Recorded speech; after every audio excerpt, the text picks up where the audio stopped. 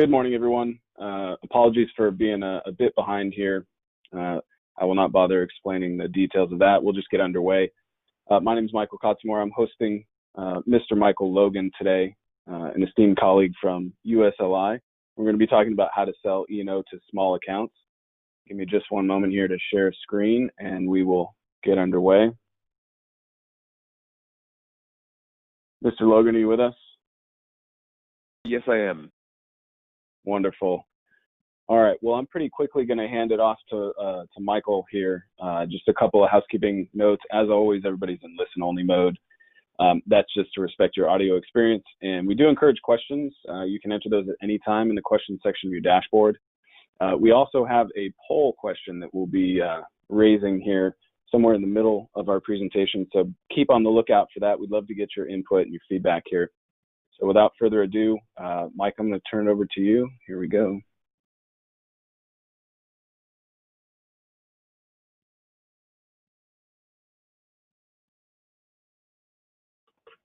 All right, Mike, I think I have it over here. I'm bringing up my version of this. Give me 1 second. Can you see what I'm showing right now? Yep, got it. Great, thank you. Well, thanks everybody for joining today. And my name is Mike Logan. I'm with USLI, a professional lines underwriter out here. And what we're here to focus on is selling E&O to small accounts. And then we also are going to throw in a little bit of information about some D&O products that we at USLI through J.E. Brown that we offer together. And then, excuse me, let me go back there. And then in the process, like how to get a quote and some other additional resources that USLI and J.E. Brown both offer. So from like a webinar house rules standpoint, there's not too much there. Really, it's if you have any questions, throw them in the chat as Mike mentioned, and we'll get to those halfway through and then also at the end. So feel free to do that, and we'll get there at those two times.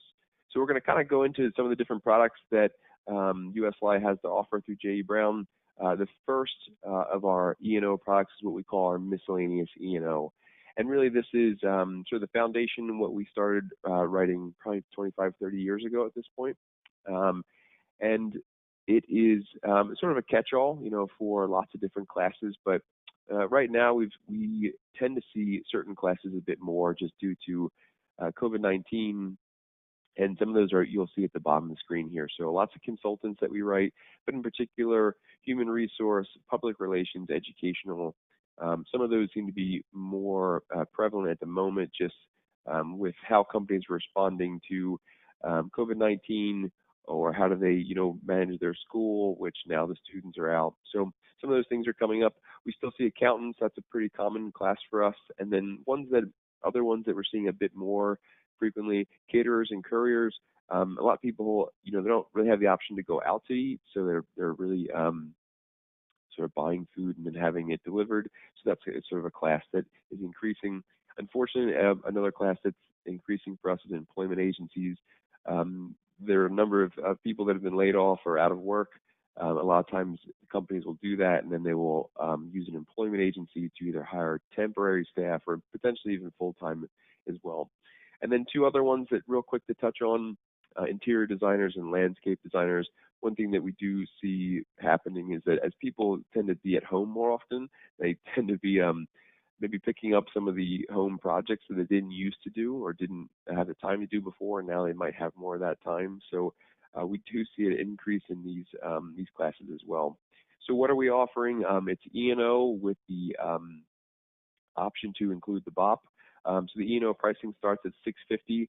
Whenever I talk about the pricing today, that will always be for the $1 million limits.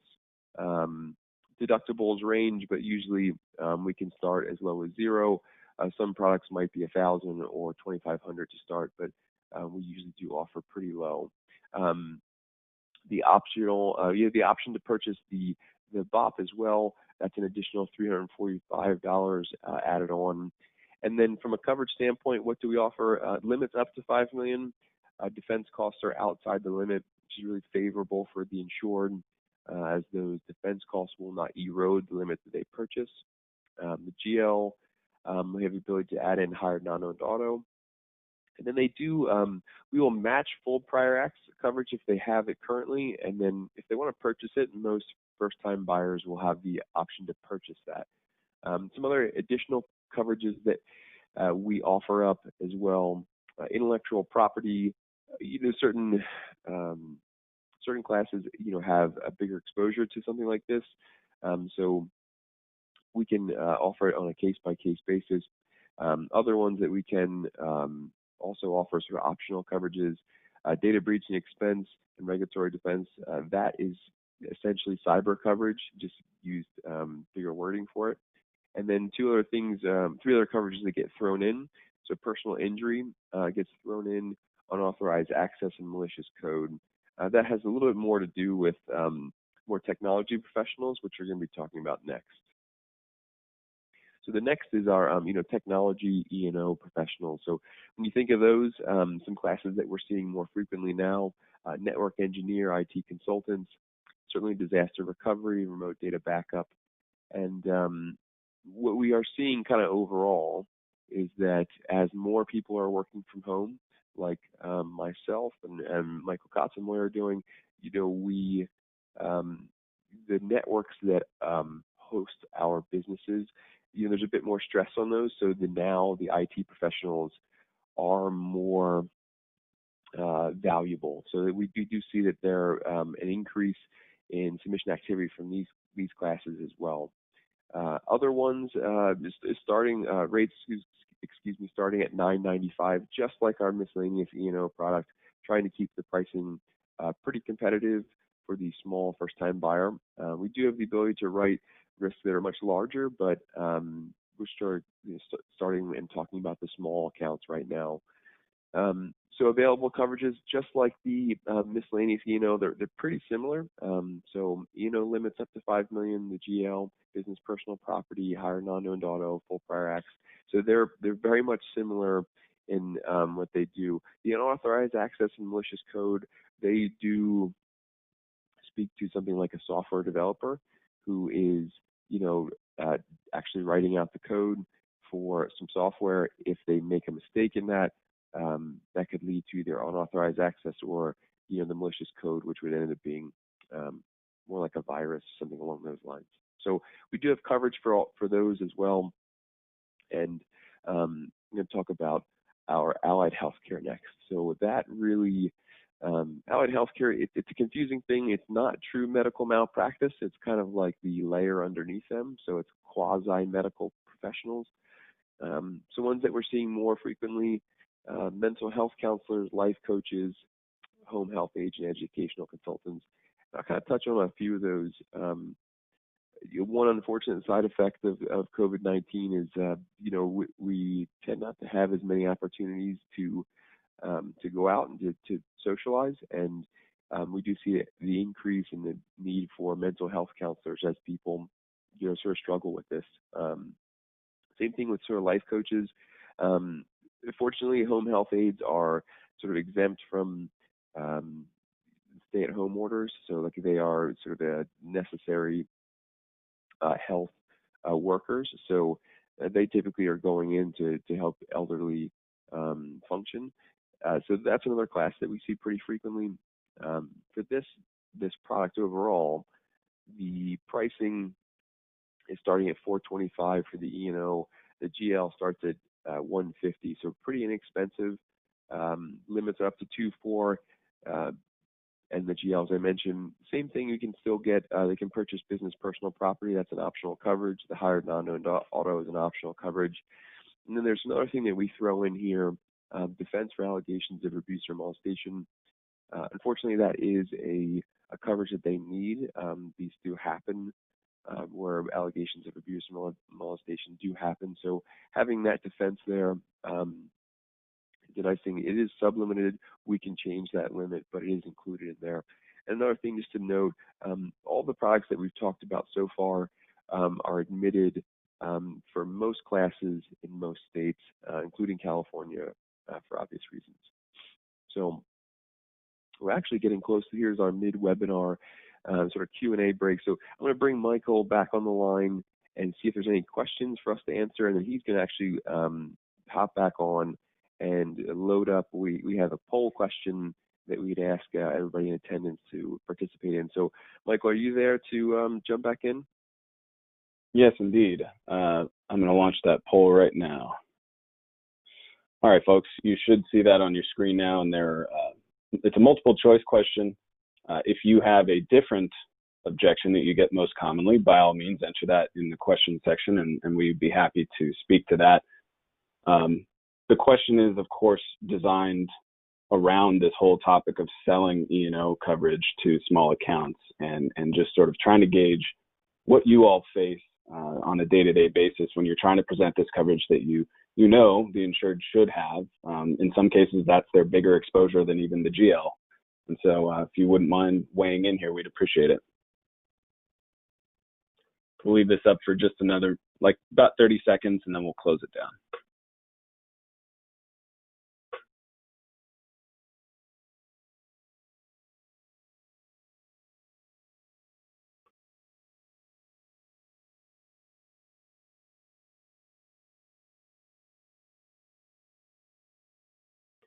Okay, Mr. Logan, it's pretty interesting to see these results bounce around a bit there. There was a clear favorite almost to the end there, that being the last one. Applicant is not contractually obligated to have coverage. That's still the winning vote there, but it was a pretty heavy favorite until the end there. The second one being small businesses can't afford coverage, with 38% of the audience voting that way. So I'll go ahead and close the poll down and let you speak to that if you like. Yeah, certainly. Yeah, thank you for that, and I appreciate everybody participating.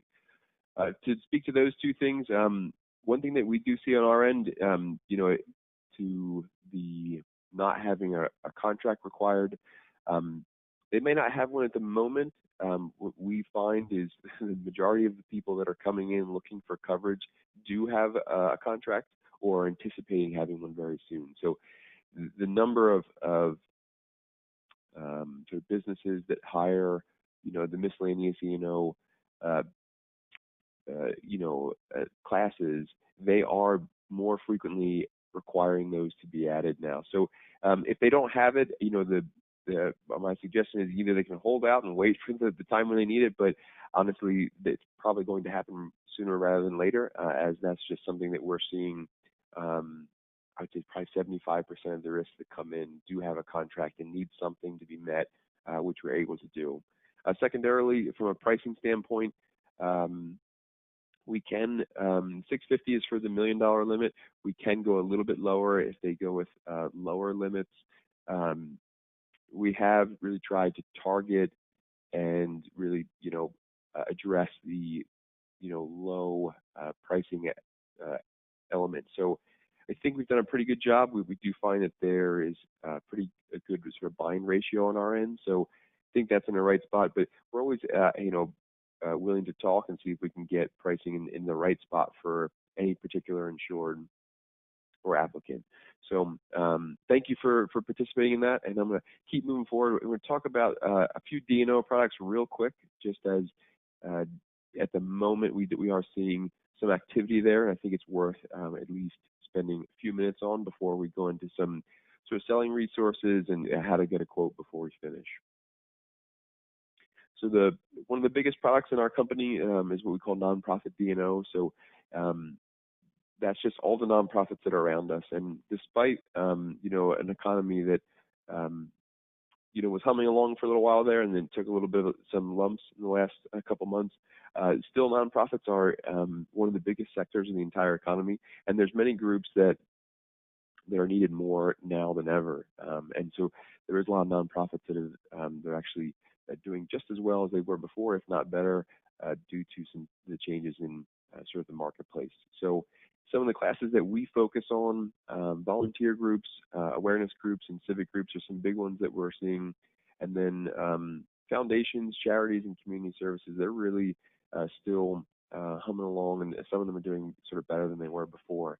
One of the coverages that we offer for the nonprofits, there's a D&O coverage. That's coverage for the board and the decisions they make. Secondarily, we do offer employment practices liability coverage for the board, and then obviously for any employees that they may have. So limits up to 5 million for the D&O and the EPL. They do have the option to purchase fiduciary coverage as to add that in, still up to $5 million limits. And then you'll see, another common theme is defense costs are outside the limit. If they do, if the pricing that's sort of at the top of the page there is a little too high, they can actually share that limit. Instead of having them be separate limits, they can sort of share it. There is a little premium relief if they do that. And also, it does limit coverage somewhat, as the limit, is not as robust as it was before. Full prax is automatically included in the policy form. And there's a couple of things that I want to touch on real quickly. We at USLI have this coverage feature that we call the lifetime occurrence reporting provision. It's really just fancy insurance wording for lifetime tail coverage for former board members. So essentially, if we all sat on a charity together, we're all on the board, and we had a USLI policy in place, if we left that board, the good news is that we would not have to worry about any of the decisions we made while we were on the board. Either a future policy would pick up that exposure, or USLI would pick up that exposure if there wasn't a policy in place. So it's a really nice peace of mind coverage for people that sit on boards, and a lot of times when they do that, it's more out of a sense of sort of responsibility or giving back to a community. So you just kind of don't want that activity, the thing that they do, to really come back to bite them on a personal level. Additionally, we've actually added some other coverage enhancements recently. So we have a $1 million additional Side A coverage included. That's essentially coverage if the entity is no longer able to indemnify the board members, so that we would step in and give an additional $1 million there. And then we have the Data and Security Plus endorsement, kind of gives them some coverages, including data breach, 50K sublimit, kidnap and ransom, a couple other things. So some nice little features that are thrown in as well. Another thing that we want to talk about briefly, the last product that I will speak on, unless you have questions for one, the Community Association D&O. It's sort of a spin-off. It's a small portion of nonprofits, and USLI has been writing them for 25, 30 years as well. So there's really two different types. There's the residential ones, and then there's commercial ones. The residential ones, you think of HOAs, condominium associations, mobile home parks. But there's commercial ones as well, and there's sort of your office parks and retail associations. We do write both of those. Limits up to 5 million. Defense costs outside the limit, just like before. There's some coverages that are a little bit unique to community associations and sort of how they're set up and how they operate. So we do have non-monetary coverage thrown in. Good example of when that type of claim would arise. If there is like a community pool or like a community clubhouse that everybody has access to in the association. Let's say it didn't have like a wheelchair access ramp, and somebody the handicap couldn't use it. A lot of times they'll submit a claim just to put a wheelchair ramp in so they can use it. So it's actually not for actual damages. It's more just to fix a problem. So that's something that we do include coverage for. A few other things. There's an extension for the property managers, so they're always included as additional insureds. It's pretty frequent that an association will hire a property manager to handle the day-to-day. So we're just including them as an additional insured right away. And then another one just to talk on real quickly is the defense for breach of contract claims. Unfortunately, a lot of times associations will get involved with a general contractor or maybe a roofer to do some work. And they're not typically well versed in how contracts worked, and we just have seen a lot of claims come in where they actually breach their contracts and they try and get out of them in ways that they can't. That turns into claims of that nature. So it's a nice coverage for them to have because it is pretty frequent. It's a pretty frequent thing that comes up specific to community associations. So that's all the products we're going to talk about. I have two other quick things to kind of go through. The first being, how do you actually get a quote? So there's really three options that are going to be listed here. The first is, send to your favorite J.E. Brown person. So they can accept competitors' applications, and really, the way that USLI has set this up, and J.E. Brown as well, is we're trying to make it easy to get terms. So for us to offer terms on any of the products that we've spoken about, any of those five, we really need only four or five pieces of information. It's beneficial if we have an application and we have a little bit more, but we can at least get you started. So send in whatever applications you have. We can work off of those. And if you have, if you prefer, hey, you don't want to pick up the phone, make a phone call. There's this thing that we call Instant Quote here at USLI. It's really it's a telephone number that goes directly to a team of 65 underwriters. They handle all products at USLI, so you can talk directly to an underwriter such as myself. And if you have questions about a risk or you want to get a quote for one, it's something like 3 to 5 minutes, and you're going to get terms into your inbox. So it's a really nice way if you have a client that showed up to your office and or just is on the phone and you want to kind of go through a quote. It's a really great way to get terms. And the last one is if you want to go online and do some web quoting, that's available as well. JEBrown.net, you can go, obviously reach that at any hour of the day. And then we do have web chat available during normal business hours. And then secondarily, if you do want a web demo of how to use that system, we very much have the ability to set that up for you. Lastly, we're going to talk about the Business Resource Center. This is something that USLI offers for all policyholders. It's really value-added services that we offer. There's 6 of them listed here on this page. There's about a dozen that are in the Business Resource Center overall. So these are some of the highlighted ones. One in particular that I'll bring up right now is the Human Resource Hotline. So we've contracted with a company called People Systems, and what you do is every policyholder can call them an unlimited number of times. There's no restriction on the number of minutes or the number of calls, and there's no cost to them. So they can call and talk to an HR consultant essentially on the other line, and we do find that has been utilized a lot more recently, just due to employment issues for lots of companies.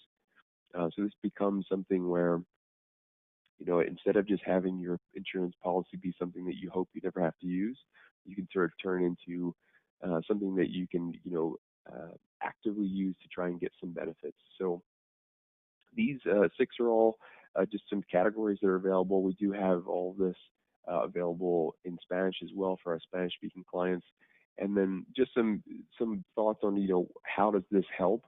How does the business resource help? What we found is that the customers of ours and the applicants and the insurers that use this, they tend to be pretty, they have a much higher retention. They like the services. They like that they, get certain things, get access to certain things for, in addition to just their insurance policy. So it helps with, long-term relationships and renewal business. If you're good at selling this, it increases your ability to buy point of sale, and then even to cross-sell or upsell a new line of business or a new coverage they may not have. So these are all things that we've found very helpful into how to add some things to the actual sales pitch besides just the insurance policy and just the premium. So at that, I'm done with my portion of the presentation. I'm going to bring Michael back on for any questions that you guys may have put into the chat. And yet again, we do appreciate everybody showing up. Try and keep this to the appropriate amount of time. So I think we did a pretty good job there. So Michael, do you want to jump back in on the line? Yeah, absolutely. Thanks, Michael. We do have a couple questions here. I do just want to piggyback on what you were going over last there, the Business Resource Center, with 38% of our audience indicating that small businesses can't afford the coverage when they, propose terms to them. I think the Business Resource Center is a great way to sort of illustrate, the value added by purchasing this policy, the E&O policy specifically here, or the D&O policy. The Business Resource Center, incidentally, has, and I'm actually going to put it back up on the screen here just so folks can see it.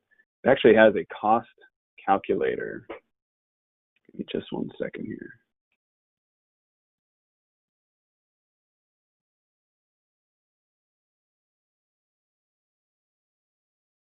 Okay, so hopefully you guys can see this. I just went to bizresourcecenter.com and clicked on the cost calculator.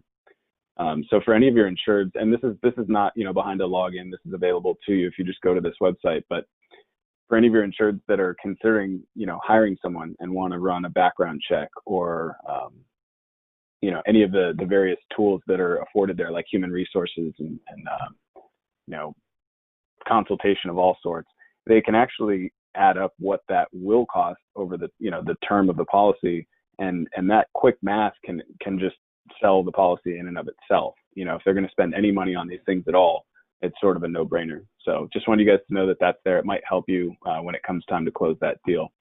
Now on to the questions. Ready, Mr. Logan? Yes, I am. Okay, cool. So first question is with regard to the I think it was early on in the miscellaneous, you know, section where you were talking about the cyber coverage that's included. They're asking about whether that's a sublimit or full limits. It's a sublimit. Yeah. Well, I mean, it goes up to the policy limit, but that's a maximum of $1 million. Got it. Okay. So that is sort of included in that E&O policy then. Technically, they have to pay $20 for it, but I mean, that's pretty inexpensive. Yeah. That's a bargain. Yes, a bargain. Yes. Okay. Second question is with regard to retro date. Will you match a previous retro date? Yes. Yeah. Especially, I mean, it doesn't really show up on the D&O side of things, but all E&O policies, we will match retro dates. There's no charge for that. If they want to purchase full prior acts, so like purchase back, you know, the prior acts coverage, they can do that for most accounts. It's usually about 25% additional premium. Got it. Let's see, one other question here. And folks, if you have any questions, now's your chance. We're going to try to wrap it up here in just a moment. Another question about community association D&O. Will this cover lawsuits for ADA non-compliance? Yes, I believe so, because that would be under the EPL portion, which is included in there. So, yes. Right. I think that's what you were talking about when you said it's less for damages and more just for them to take the action necessary to correct it, right? Yes, correct. Gotcha. Okay. Well, folks, if you don't have any other questions, we want to thank you again for joining us. As always, we value your time and being here, and hopefully this will make you more effective in selling E&O and D&O policies. I want to thank Michael Logan for his time. He's a wonderful resource for us and for you. And you can visit us on the web if you need more information on this or any other topic, jebrown.net, or reach out to your regional sales manager. And Mr. Logan, thanks very much. Thank you. Have a great day. Bye, everyone.